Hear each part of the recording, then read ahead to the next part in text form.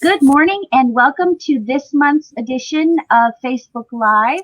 This month we have been talking about National Culinary Arts Month and by extension food deserts and people's inability to access much needed food. So before we get started, I just want to thank all of our sponsors for making these programs possible, and we'll get started. Good morning, ladies. Thank you for joining us. Good morning. Pleasure to be here. Thanks. I think to start out, everybody go around and introduce yourselves and tell us a little bit about what you do. Hi, I am Lucy Greer. I'm with Greer's Markets Grocery Stores, and I'm the VP of Deli Bakery, but also our corporate spokesperson and representing the family. Glad to be here. Thank you. I'm Justine Bixler. I'm the Vice President of Resource Development at the United Way, and my main function is to help our organization raise the funds that it needs for our partner agencies to create the largest impact. And I am Trista Stout-Walker. I'm the VP of Community Impact here at United Way of Southwest Alabama. And the community impact side of United Way is our programming in the community. So that is our partner agencies, the various programs that we operate. And so we offer those services in Choctaw, Clark, Mobile, and Washington counties. And I'm Cindy Bloom, the Director of Operations at Feeding the Gulf Coast. Our mission is to combat food insecurity every day. All right. We are glad to have you guys. So it's National Culinary Month, and we started thinking about this last year. Wow. It's been so difficult for a lot of people, especially in the restaurant and food industry. But I think it also put a magnifying glass on the fact that there is a huge population in our service area, as well as across the nation, where food is a daily concern of where to get it and whether they're going to have any. So that's where we kind of want to talk about today, and what food insecurity and food deserts look like in Southwest Alabama. So, Cindy, what do you see in so we've got some rural and some urban areas, and I think we probably have deserts in both. That's right, Leslie. There are food deserts. You can pull up a map and look at the USDA data on food deserts for yourselves, but and we can share that in the chat. But there's a lot of counties and communities in Mobile, as well as, we cover Conecuh County and Monroe County and Choctaw, a similar footprint as the United Way of Southwest Alabama. There's food deserts in a lot of the places that we serve. We work hard to fill the gap every day. There's a lot of people that just don't have access to fresh produce, fresh meat, and that they can afford it. So we work with a variety of different programs. We do child nutrition programs. We do brick and mortar pantries, and we also do a robust program called the Mobile Pantry Program to make sure that we're hitting that geographic territory, every nook and cranny, as much as we can, and providing them with not only food, but having a focus on fresh and healthy and sustainable food sources. So, Lucy, I think you guys, your business model has been to serve some of those outlying areas, and in many neighborhoods, you guys are where it is to go. What do you see in the community, and how do you decide how you're expanding? You're exactly right. We're celebrating our 105th year this year, and one of our initiatives has always been to serve small communities.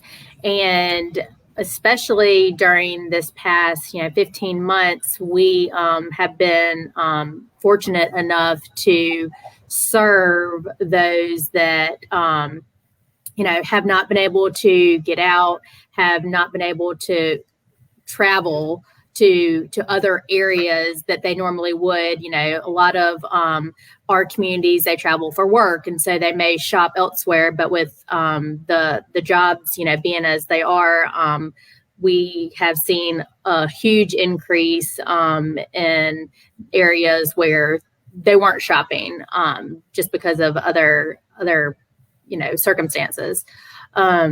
And as far as the restaurants, we have always serviced, especially smaller businesses, and it's been heartbreaking to see those restaurants that you know, haven't been able to keep their doors open. So we have been absolutely grateful to be able to serve our communities and be a place for you know, refuge for a lot of hard circumstances out there, and our teams have been just incredible, staying on the job to be able to feed those people across the communities we serve. So we have definitely seen, you know, of course, as everyone has, a flux of those, you know, cooking at home and being more deliberate with the dollars that they spend.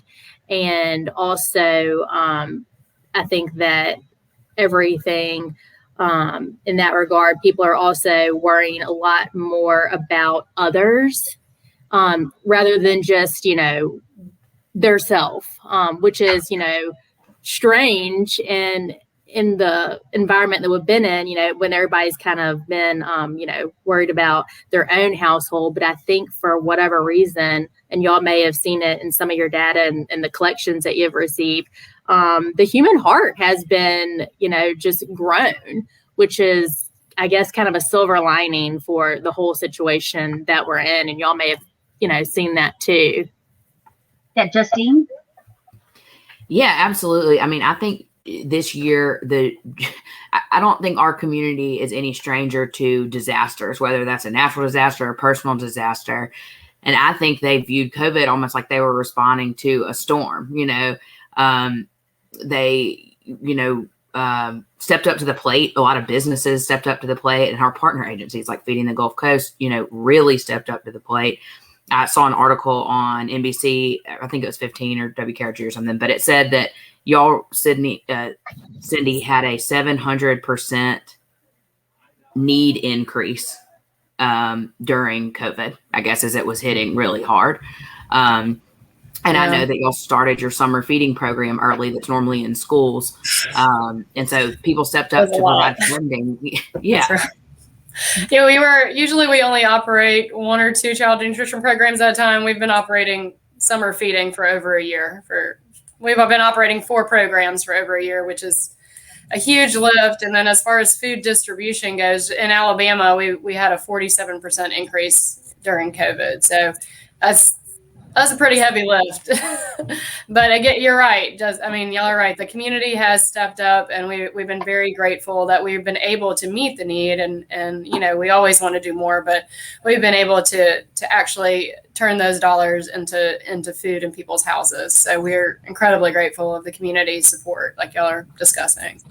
Yeah, when you think about y'all budgeting, I mean, y'all budget for that program to only take place for a few months, you know, and now here it is, like Lucy said, 15 months later.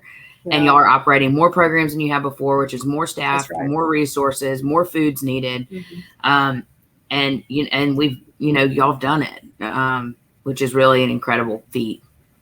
Which, I mean, we are built for disaster response. We didn't quite anticipate a 15-month disaster, but you're right. We're no stranger to it. But, you know, the staff here is extremely mission driven, and our board's mission driven. So, but again, we can't do it without the community being engaged in our mission. So it's really a team effort. So, Trista, what are you hearing from some of our other partner agencies that works with Feeding the Gulf Coast to make sure that their clients are getting what they need? How are they doing? Yeah, so for those of you that may not know it, I live in rural Alabama. I'm from Jackson, Alabama, in Clark County. Growing up, we would have to drive 30 minutes to Thomasville to go to Walmart because, you know, we had a large family. So food deserts, I'm not a stranger to that. And our partner agencies realize that there is a need. And so they try to provide wraparound services to their clients, and Feeding the Gulf Coast is an exceptional partner for that. Whenever you go out into the community, you do not hear a negative thing about feeding the Gulf Coast, just simply because food insecurity is something that plagues all of our areas. And that's anyone can be hungry, and you may not even realize it. And so just having the accessibility and the partnerships in the community that Feeding the Gulf Coast offers is just exceptional. I mean, I get stuck behind the Feeding the Gulf Coast trucks all the time going to Choctaw County, especially on a Tuesday. I'm like, oh, it's Tuesday, it's Feeding the Gulf Coast, going to Gilbertown Food Bank first and Faith Grocery next. That's right. I'm surprised I don't know the delivery drivers by now. Yeah. But those communities depend on it. Those families, like Gilbertown Food Bank, for example, they'll feed 100 families a month. 100 families a month receive food through Feeding the Gulf Coast in their food pantry program. And that's just a snapshot, an itty bitty speck of the need that we're talking about.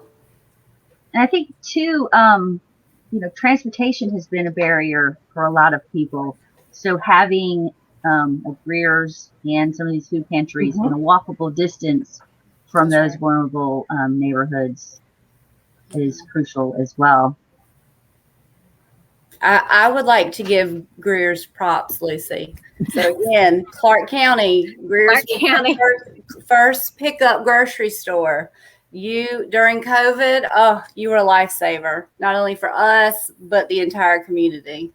Thank you for doing that, stepping up and giving us. Happy to do it. And we were, really another blessing. We had already had that curbside pickup program in place. So we were, not quite prepared, like nobody was, for the influx, but our stores just really stepped up and did the absolute best they could to take care of those customers, and the great thing about it is it's free. It's a free service.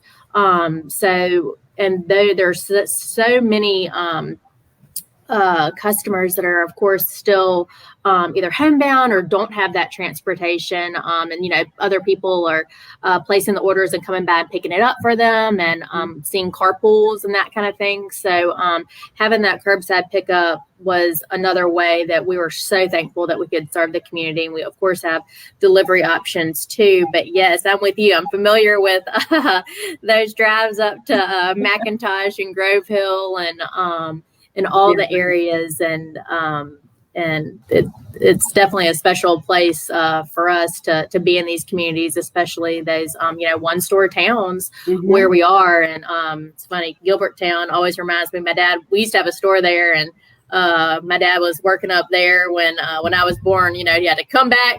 It was a false alarm. He had to go back and then come back the next day. So every time we hear Gilbertown, I always laugh.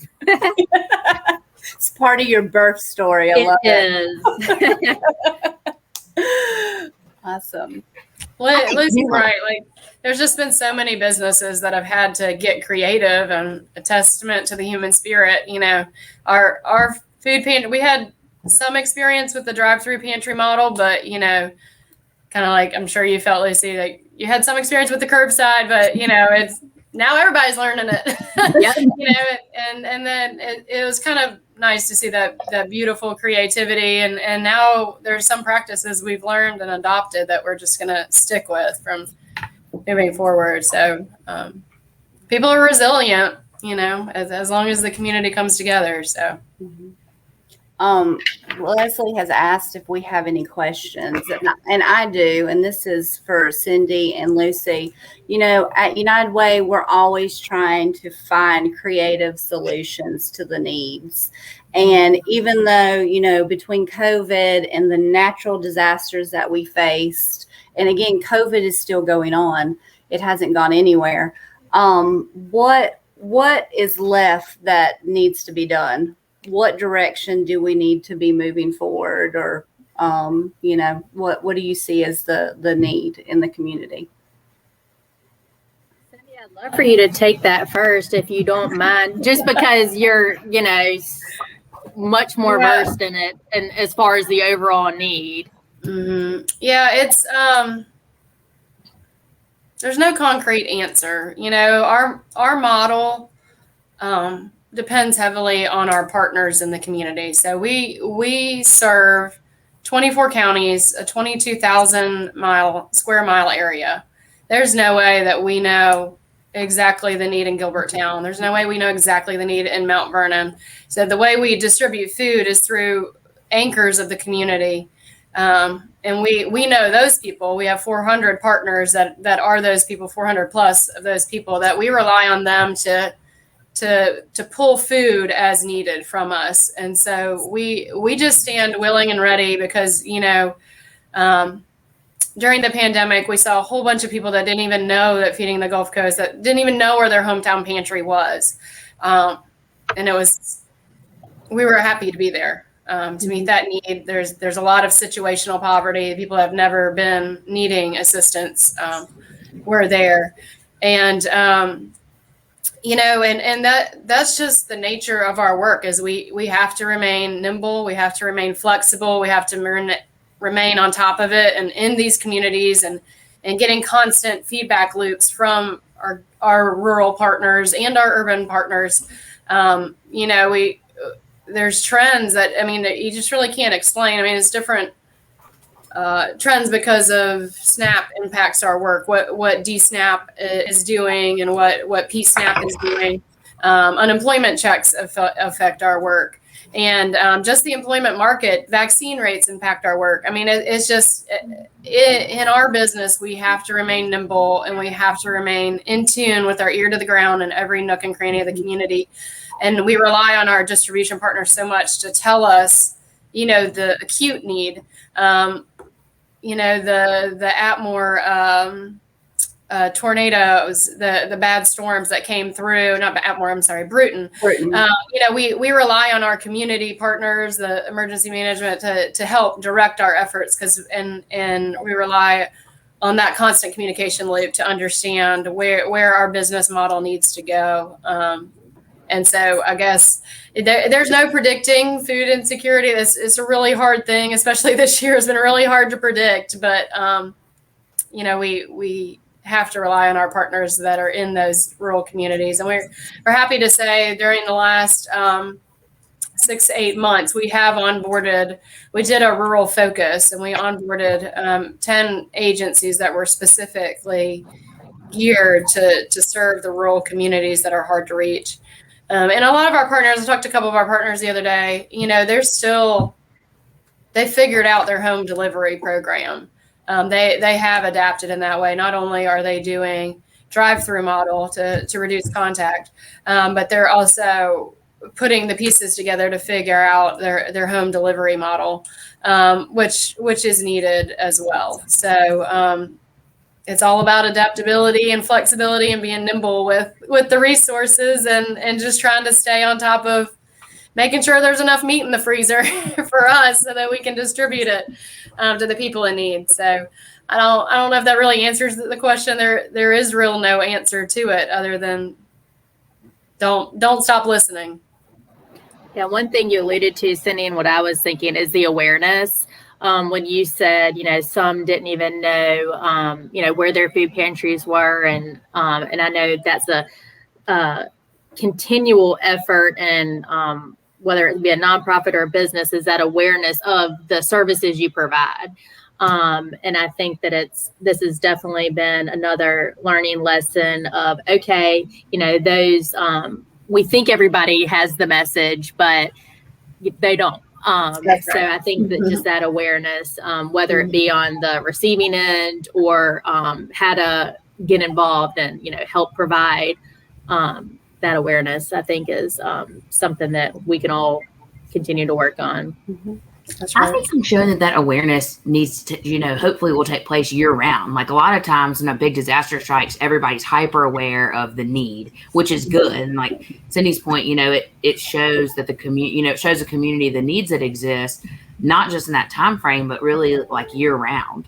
And so to keep people attuned to that, like how important grocery delivery or curbside is for like seniors on a regular year round basis, not just when a disaster strikes, but they're not able to ambulate around the store. They might not even be able to get to the store, so those kind of, businesses and companies or nonprofits stepping up to think outside of the box on how services are provided and promote them throughout the year, is really key to ensuring that the community is connected all the time.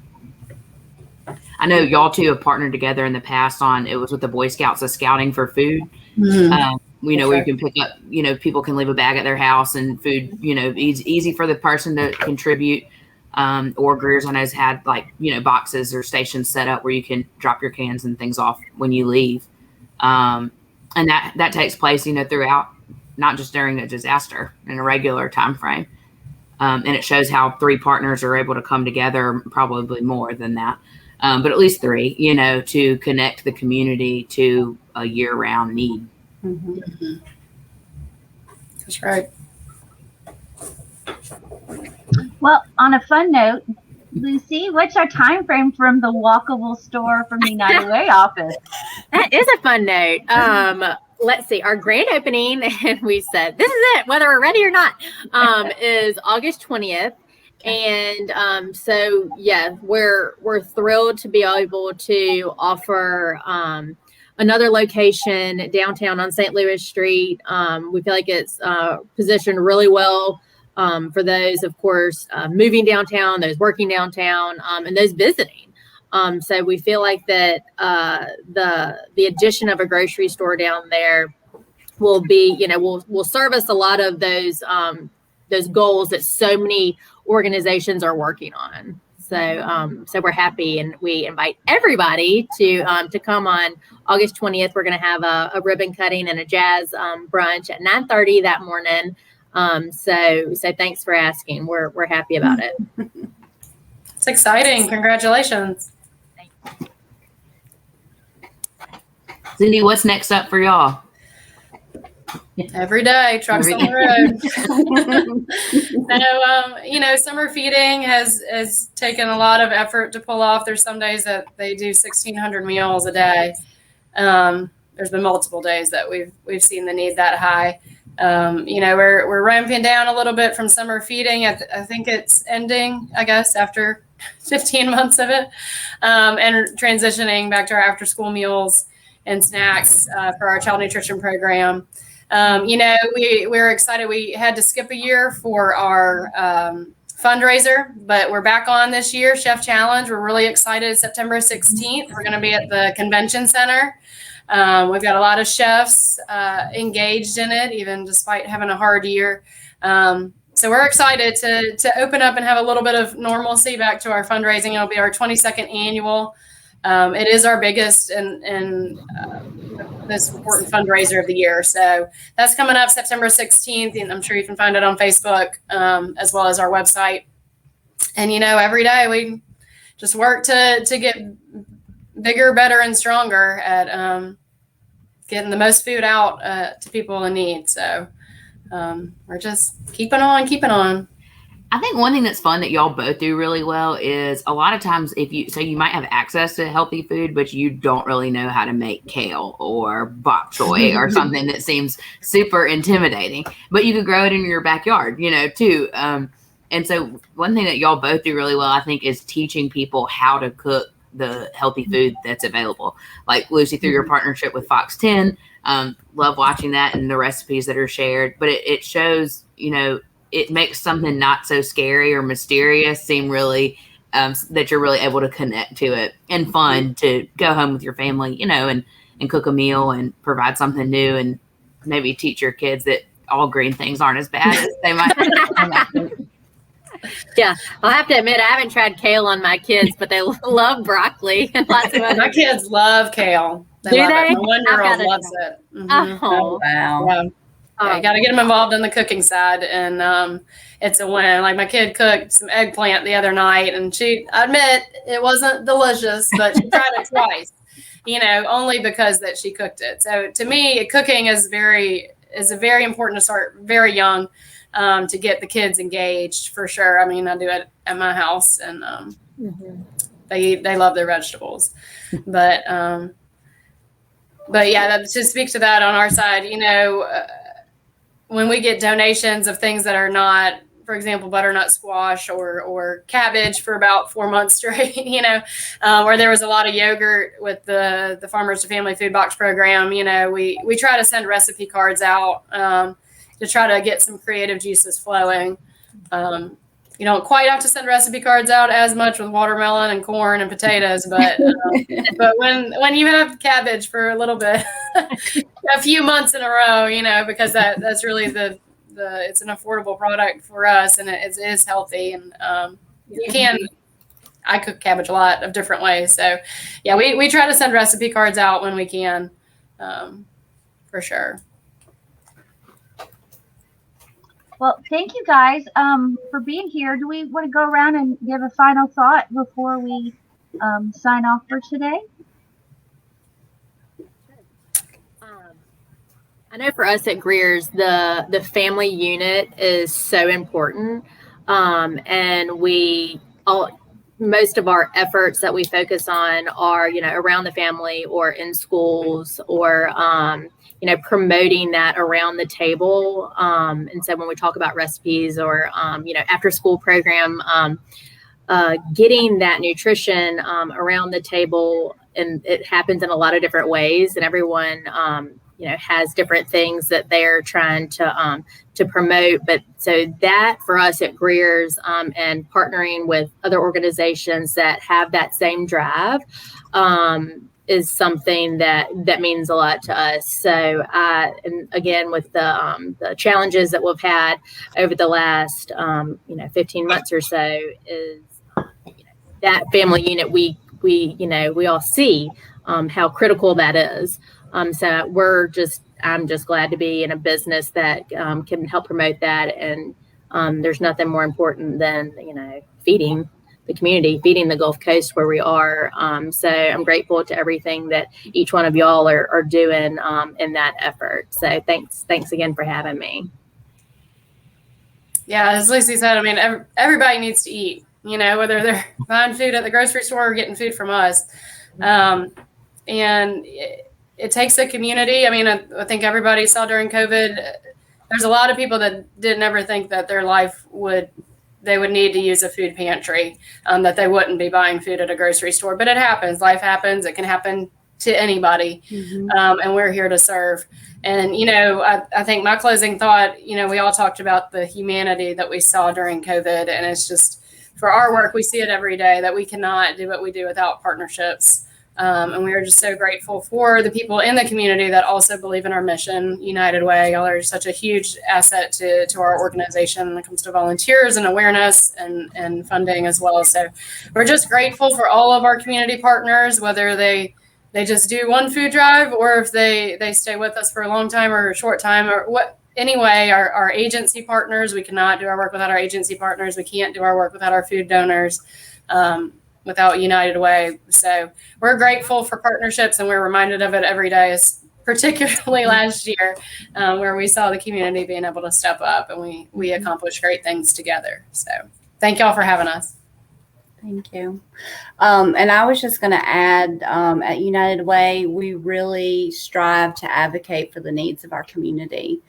And so anyone watching this session today, I encourage you, reach out to United Way, reach out to Greer's, reach out to Feeding the Gulf Coast, because as Cindy mentioned, we're all in this together.